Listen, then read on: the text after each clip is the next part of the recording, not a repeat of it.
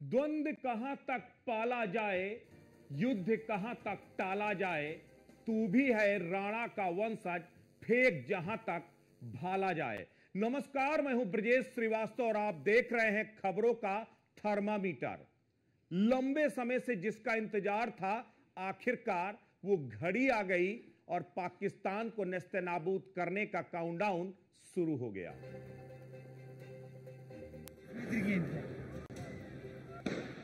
बोला कि ये शायद मुस्लिम नहीं है, उसने उसको गोली मारी। अब आतंकियों की बची खुची जमीन को भी मिट्टी में मिलाने का समय आ गया है।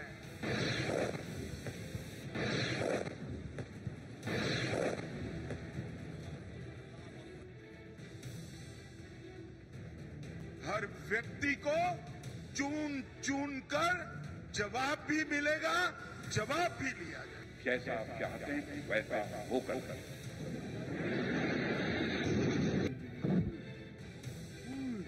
ये नुकसान, ये 9 नंबर, ये मस्जिद तैयबा मरकज उमरकरा के अंदर।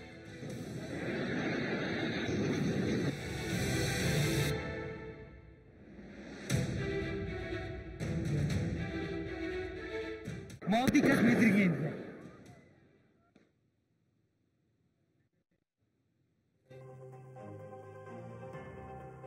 पाकिस्तान में आतंकियों के 9 ठिकाने पर एयर स्ट्राइक हुई है। उस एयर स्ट्राइक ने अंदर तक पाकिस्तान के आतंक के जो गढ़ थे उनको नेस्तनाबूद कर दिया है और उसका नाम दिया गया ऑपरेशन सिंदूर। ऑपरेशन सिंदूर ने आतंक को उसकी ही जमीन में जमींदोज कर दिया। पहलगाम आतंकी हमलों का भारत ने पाकिस्तान को करारा जवाब दिया। ऑपरेशन सिंदूर को भारतीय वायुसेना, भारतीय थल सेना, नौसेना यानी तीनों ने मिलकर अंजाम दिया।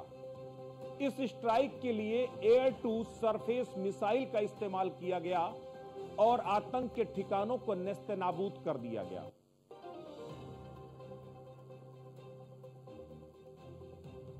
लेकिन सबसे बड़ी बात, सबसे अहम बात यह है कि यह पूरा जिस तरीके से इस पूरी स्ट्राइक को अंजाम दिया गया, इस स्ट्राइक को अंजाम देने से पहले आपको जरा यह समझाते हैं कि आखिर ऑपरेशन सिंदूर नाम क्यों दिया गया। यह आपको समझना होगा कि आखिर ऑपरेशन सिंदूर नाम के पीछे असल मकसद क्या था, पहले आपको वो बताते हैं।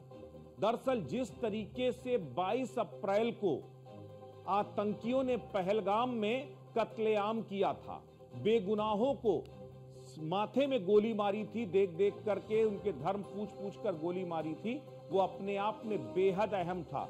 उस वक्त ना जाने कितनी जो बेगुनाह बेवाएं थी उनकी माथे से एक तरह से सिंदूर को पोंछ दिया था, मिटा दिया था।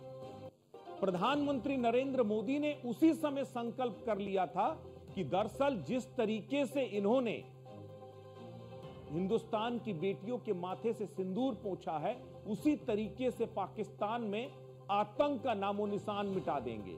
और उसके बाद शुरू हुआ ऑपरेशन सिंदूर। रात को 1 बजे के बाद 1:05 में पहला अटैक हुआ और 1:30 तक लगातार अटैक हुए 9 ठिकानों पर। वो कहां पर हुए ये आप देखिए, मुजफ्फराबाद में हुआ, कोटली में हुआ, भिंबर में हुआ, गुलपुर में हुआ, सियालकोट में हुआ, चाकमरू में हुआ और मुरीद में हुआ जो है। तो ये जब अलग अलग जगह है, मुरीद के जो पाकिस्तान में लश्कर का हेडक्वार्टर कहा जाता है, बिलावल कोट जिसको जैश का हेडक्वार्टर कहा जाता है, सियालकोट जिसको जो है हिजबुल का जो है हेडक्वार्टर कहा जाता। तो इस तरीके से आतंक के वो तमाम बड़े बड़े जो हेडक्वार्टर्स थे उनको पूरी तरीके से नेस्तनाबूद कर दिया।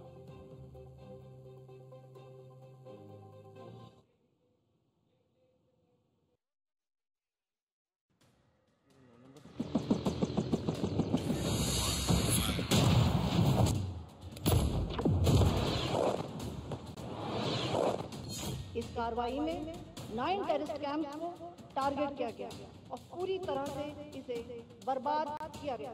Indian Armed Forces are fully prepared to respond to Pakistani misadventures, if any, that will escalate. भारतीय सेना की ओर से ऑपरेशन सिंदूर के बारे में ब्रीफ करने के लिए 2 महिला अधिकारियों कर्नल सोफिया कुरैशी और इसी के साथ जो air wing commander Vyomika Singh को प्रेस कॉन्फ्रेंस में भेजा गया। दोनों महिलाओं ने पाकिस्तान की धज्जियां उड़ा दी, पाकिस्तान के उस प्रोपेगेंडा की पोल खोल दी। जब ये पूरा ऑपरेशन सिंदूर हुआ उसके बाद पाकिस्तान ने तरह तरह के प्रोपेगेंडा किए। पहले आपको सुनाते हैं कि आखिर किस तरीके से पाकिस्तान ने प्रोपेगेंडा किया, फिर आपको बताएंगे कैसे उसे एक्सपोज किया हिंदुस्तान की 2 बेटियों ने। पाकिस्तान को निशाना बनाया गया। यहां पे 4 स्ट्राइक्स की गई। यहां पर 5 बेगुनाह पाकिस्तानियों ने शहादत नसीब की। इनमें एक 3 साल की मासूम बच्ची भी शामिल है। 2 बालिग मर्द हैं, 2 बालिग खवातीन हैं। मुजफ्फराबाद में शाही वाली नला ये जगह है, यहां पे मस्जिद बिलाल को निशाना बनाया गया। 7 इंपैक्ट हुए यहां पे दुश्मन की तरफ से, उसमें एक बच्ची जख्मी हुई है और एक मस्जिद जो सी है वो शहीद हुई है और उसको नुकसान पहुंचा है। मुरीद के यहां पे मस्जिद उम्मुल कुरा को निशाना बनाया गया। 4 स्ट्राइक्स की गई। एक शहीद है मर्द, एक मर्द इंजर्ड है, जख्मी है। 2 यहां पे लोग मिसिंग है अभी। तो आपने देखा पाकिस्तान की सेना किस तरह से रुदाली कर रही है, किस तरीके से फॉल्स प्रोपेगेंडा चला रही है और आरोप लगा रही है कि दरअसल बेगुनाह सिविलियंस को निशाना बनाया गया, जिसमें बच्चे हैं, जिसमें महिलाएं हैं। और यह प्रोपेगेंडा पूरी तरीके से झूठ था, क्योंकि थल सेना की कर्नल मुस्लिम महिला अधिकारी ने तो सबूतों के साथ पाकिस्तान को उसकी औकात दिखा दी। कर्नल सोफिया कुरैशी ने पाकिस्तान में पनाह लेने वाले एक एक आतंकी संगठन की परतें खोल कर रख दी। बताया कि पाकिस्तान के किस किस इलाके में कौन कौन से आतंकी संगठन चल रहे थे, जिनको ऑपरेशन सिंदूर के जरिए तबाह कर दिया गया है। आपको अब हम बताते हैं कि जरा सोफिया कुरैशी कौन है, जिसने पाकिस्तान की आंख में आंख डाल करके उसको उसकी औकात बताई है। सोफिया कुरैशी गुजरात की रहने वाली है। इनके दादा भी इंडियन आर्मी में थे। इनके पति मैकेनाइड इन्फेंट्री में आर्मी ऑफिसर हैं। साल 1999 में सोफिया एसएससी के जरिए भारतीय सेना के बेड़े में शामिल हुई। उस वक्त उनकी उम्र महज 17 साल थी। आप देखिए 17 साल से वो जो है उसकी फौज की सेवा कर रही है।